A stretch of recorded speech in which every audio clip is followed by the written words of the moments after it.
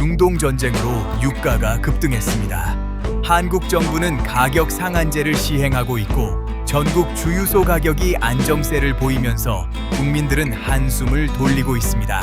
그런데 이 안정의 뒤편에는 아무도 모르는 이야기가 하나 있습니다. 하루치 한국산 원유를 중동 한복판에서 수송하기 위해 목숨을 걸고 나선 사람들의 이야기입니다. 2026년 2월 28일 새벽 호르무즈 해협에서 전쟁이 터졌습니다. 이란의 수도 테헤란이 미국과 이스라엘의 공습으로 불길에 휩싸이던 그 시각, 이란 혁명 수비대는 전 세계를 향해 선전포고를 날렸습니다. 우리는 호르무즈 해협을 통과하려는 모든 선박을 불태울 것입니다. 단 한 방울도 이 해협을 벗어날 수 없습니다. 혁명수비대 소장 에프렘 자바리의 목소리가 무선망을 타고 퍼졌고 전 세계 운송 시스템이 멈췄습니다. 이 33km짜리 수로에는 평균 148척의 선박이 대기하고 있었습니다. 수백 척의 유조선, 컨테이너선, 화물선이 공해에서 발이 묶였습니다. 보험사들은 즉각 호르무즈 해협 통과 선박에 대한 보험 계약을 전면 정지시켰습니다. 보험이 없다는 것은 공격을 당해도 아무도 책임지지 않는다는 뜻이었습니다. 실제로 이미 두 척의 선박이 오만 해안 인근에서 공격을 받은 상황이었습니다. 세계 원유 공급량의 4분의 1이 그 순간 멈췄습니다. 다른 나라들은 어떻게 행동했을까요? 한국의 선택이 얼마나 다른 것인지를 이해하려면 먼저 비교가 필요합니다. NHK 보도에 따르면 일본 화물선 두 척은 봉쇄 선언 직후부터 약 46시간에 걸쳐 해협을 통과했습니다. 그러나 그들의 방식은 달랐습니다. 이란 해역을 철저히 회피해 5만 킬로미터를 크게 우회했고 선박의 자동 위치 식별 시스템을 껐습니다. 레이더에서 자신을 지운 것입니다. 전쟁터에서 위장복을 입고 땅바닥을 기듯 조용하고 천천히 빠져나갔습니다. 일본에게 이것은 불가피한 선택이었습니다.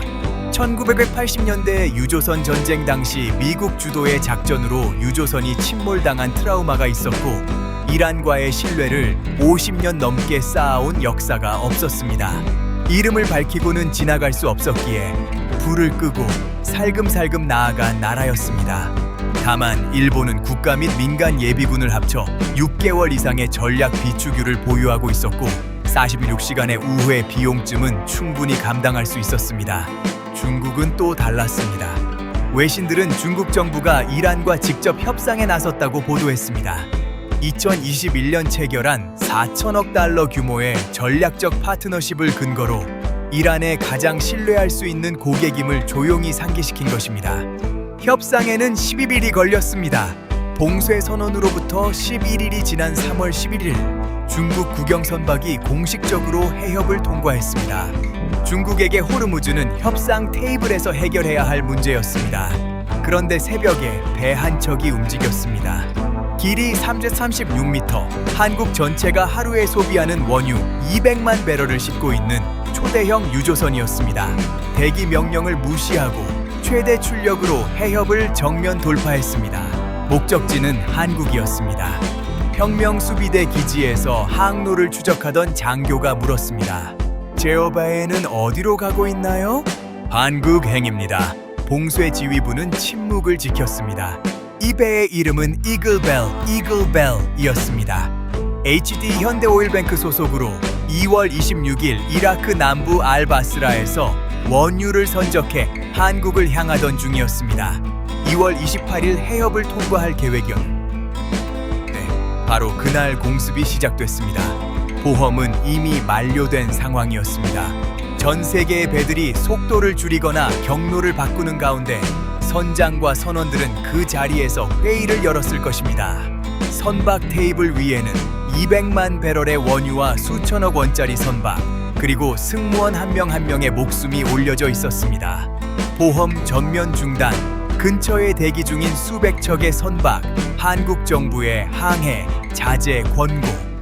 모든 계산이 끝난 뒤 선원들이 내린 결론은 단 하나였습니다. 어쨌든 우리는 갑니다. 박상혁 전국 하은조합 협의회장은 이렇게 말했습니다. 허용된 환경 내에서 최적의 방법을 찾아 선장과 선원들이 최선의 결정을 내리고 항해했다. 조용하고 차분한 말이었습니다. 그러나 바다를 아는 사람이라면 그 말 뒤에 숨어있는 침묵이 얼마나 무거운지 압니다. 이 배는 봉쇄 직전에 해협을 성공적으로 빠져나갔습니다. 소식이 퍼지자 한국 온라인은 떠들썩해졌습니다. 배달의 나라, 녹화 배달 불가. 가벼운 농담이었지만 그 안에는 이 나라 사람들이 오랫동안 알아온 무언가가 담겨 있었습니다. 이 사람들이 왜 이런 선택을 할 수 있었는지 이해하려면 역사를 좀 더 거슬러 올라가야 합니다. 서울 강남에는 테헤란로가 있습니다. 삼성동과 역삼동을 잇는 2.4km의 도로로 1977년 이란의 수도 테헤란이 서울에 선물한 이름입니다. 두 도시는 자매 결연을 맺고 각자의 도심에 서로의 이름을 새겼습니다. 왜 1977년이었을까요? 1973년 오일 쇼크 이후 오일머니가 유입되면서 이란은 팔라비 왕조 치해서 대규모 인프라 건설을 추진하고 있었습니다. 도로, 발전소, 병원, 무기고.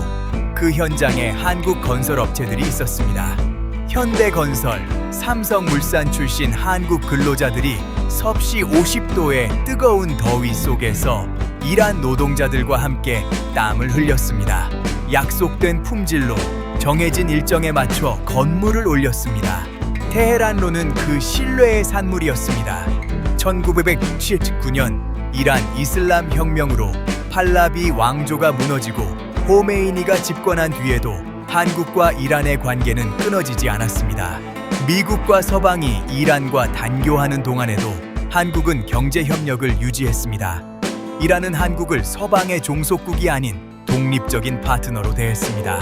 한국 선원들과 호르무즈 해협의 인연은 그보다 더 깊습니다. 이란 이라크의 전쟁이 한창이던 1984년부터 1988년까지 이른바 유조선 전쟁 시기에 페르시아만에서는 500척 이상의 선박이 공격을 받았습니다. 수백 명의 선원이 목숨을 잃었고 국제 해운사들은 잇따라 이 해역을 포기했습니다. 그 전쟁 중에도 한국 선원들은 항해를 멈추지 않았습니다. 한국의 정유소에 원유를 공급해야 했기 때문입니다. 두렵지 않냐는 질문에 돌아오는 대답은 언제나 같았습니다. 두려웠지만 가야 했습니다. 2019년에는 이란 혁명 수비대가 영국 유조선 스테나 임페로를 납포하면서 긴장이 고조됐습니다. 많은 국가들이 해협을 우회하던 그 시기에도 한국 선박은 통과했습니다. 2021년에는 직접 고통을 겪었습니다. 한국 화학 유조선 한국케미호가 혁명 수비대 순찰선에 납포됐고 군인들이 갑판에 올라타 승무원에게 총을 겨눴습니다. 승무원 수십 명이 95일간 억류됐습니다. 선사는 수백억 원의 손실을 보며 선박을 매각했습니다. 이후에도 한국 선박들은 계속 이 바다를 항해했습니다. 유조선 전쟁, 납포, 봉쇄 위협. 이글벨 선장과 선원들에게 2026년 2월 28일의 상황은 처음 경험하는 두려움이 아니었습니다. 이미 여러 번 겪어온 두려움이었습니다. 두려움에 익숙해지는 것과 두려움으로부터 자유로워지는 것 사이에는 차이가 있습니다. 선원들은 두려움이 없어서 간 것이 아닙니다. 두려우면서도 가야 한다는 것을 알았기 때문에 간 것입니다. 그렇다면 혁명 수비대는 왜 이글벨을 공격하지 않았을까요? 2018년 미국의 대이란 제재가 가해지기 전까지 한국의 정유사들은 정기적으로 이란산 원유를 수입해왔습니다. 결제 대금은 IBK 기업은행과 우리은행에 개설된 이란 중앙은행 계좌에 원화로 쌓였습니다. 그런데 미국이 이란 중앙은행을 제재 목록에 올리면서 이 계좌는 동결됐습니다. 현재 한국은행에 묶인 이란 자금은 약 70억 달러에 달합니다. 이란으로서는 분통이 터지는 일입니다. 하지만 한국이 이란을 적으로 여겨서가 아니라 미국의 제재 구조상 자금을 돌려줄 방법이 없는 것입니다. 이란도 그 사정을 알고 있습니다. 수십 년에 걸쳐 땀으로 쌓은 신뢰가 새벽 이른 시각에도 조용히 작동했던 것입니다. 이글벨 선원들이 두려움을 이길 수 있었던 것은 단순한 용기가 아니었습니다. 관계에 대한 믿음이었습니다. 이제 한국 정부의 입장을 살펴보겠습니다. 한국은 미국의 핵심 동맹국입니다. 1991년 걸프전에 의료 지원 부대를 파견했고 2003년 이라크 전쟁에 자이툰 부대를, 아프가니스탄 전쟁에 지방 재건팀을 보냈습니다. 미국이 중동에서 전쟁을 할 때마다 한국은 무언가를 보내왔습니다. 이번에도 미국 측의 요청이 들어왔습니다. 아덴만에서 해적 퇴치 임무를 수행 중인 청해부대 함정 1척과 병력 300여 명을 호르무즈 해협에 전개하라는 지시였습니다. 그러나 한국은 선뜻 동의하지 못하고 있습니다. 전체 원유 수입의 71.5%를 중동에서 들여오는 나라가 공개적으로 이란의 적이 될 수는 없습니다. 청해부대가 미군 작전을 직접 지원하는 것으로 비치는 순간 수십 년에 걸쳐 쌓아온 이란과의 신뢰는 한순간에 사라질 것입니다. 그래서 한국은 줄타기를 하고 있습니다. 청해부대를 대기 상태로 유지하면서 미군과의 직접적인 합동작전은 최대한 피하고 있습니다. 선박 보호를 명분으로 내세우되 이란을 겨냥한 작전에는 직접 참여하지 않는 방식입니다. 국방 전문가들은 이를 전략적 모호성이라고 부릅니다. 어떻게 보면 초라해 보이기도 합니다. 아무런 원칙 없이 단순히 상황을 저울질하는 것처럼 보일 수도 있습니다.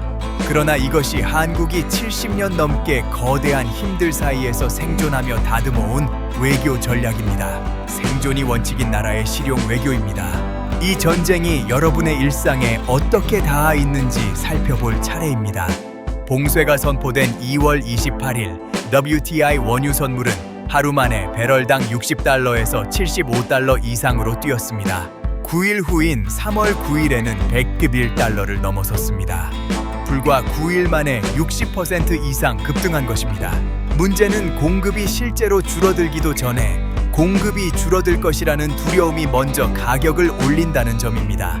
1990년 이라크가 쿠웨이트를 침공한 날에도 실제 유출된 원유량은 전날과 같았습니다. 그러나 유가는 하루 만에 급등했습니다. 원유 선물 가격이 움직이면 환율이 따라옵니다. 한국은 원유를 달러로 삽니다. 석유 가격이 오르면 더 많은 달러가 필요해지고 달러 수요가 늘면 원화 가치는 떨어집니다. 외국인 투자자들이 한국 주식시장에서 자금을 빼면 코스피도 추가로 하락합니다. 이중 타격입니다. 경유 가격이 오르면 화물 운송 비용이 올라가고 마트 가격표가 바뀝니다. 석유화학회사의 원가가 올라가면 편의점 삼각김밥 가격도 오릅니다. 항공유가 비싸지면 여름휴가 항공권도 비싸집니다. 수출 기업은 원자재 가격 상승 압력을 받고 가격을 올리기도 어려운 상황에서 생산 비용만 늘어납니다. 한국 제조업 전체가 동시에 압박을 받는 구조입니다. 그 연쇄의 맨 앞에 새벽에 출항한 이글벨 선원들이 있었습니다. 그들이 멈췄다면 이 고리는 훨씬 더 빠르고 강하게 한국 경제를 흔들었을 것입니다. 일본은 우회했고 중국은 협상했습니다. 한국은 전쟁이 터진 새벽에 정면으로 나아갔습니다. 이 나라가 가진 경쟁력은 기술이나 자원이 아닙니다. 자신의 일을 생명으로 여기는 사람들, 두려움을 알면서도 멈추면 안 된다는 것을 아는 사람들입니다. 유조선 전쟁 중에도 나포 위협 속에서도 보험이 끊긴 새벽에도 그 사슬을 놓지 않은 사람들입니다. 서울 강남의 테헤란로는 오늘도 그 자리에 있습니다. 전쟁이 나도 이 나라는 이란을 적이라고 부르지 않습니다. 단순히 원유를 사야 하기 때문만이 아닙니다. 뜨거운 공사 현장에서 함께 땀을 흘리던 기억 때문입니다. 그 기억 때문에 혁명수비대 장교들은 새벽에 말문을 닫았습니다. 200일치 비축유도 500조 원짜리 외교 카드도 없이 이 나라는 오늘도 그렇게 항해합니다. 멈추면 안 된다는 것을 알기 때문입니다. 그리고 그 선택은 지금 이 순간 여러분의 자동차 연료 탱크와 저녁 밥상까지 닿아 있습니다. 이글벨은 지금 바다 어딘가에 있습니다. 오늘 내용이 유익하셨다면 모두의 씹어먹는 경제학 구독과 좋아요 부탁드립니다.